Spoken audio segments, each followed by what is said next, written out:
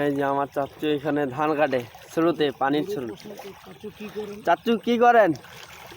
ধান ডুবে গেছে, ধান ধান কাটতেছি।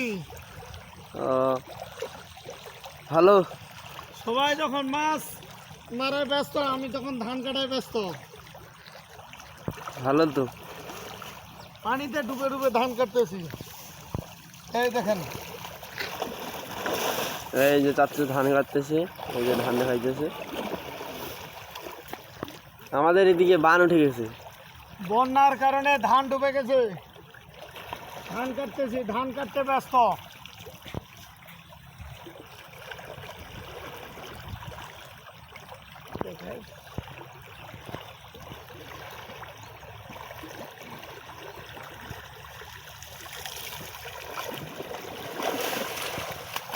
এক কোমর পানিতে ধান কাটতেছি।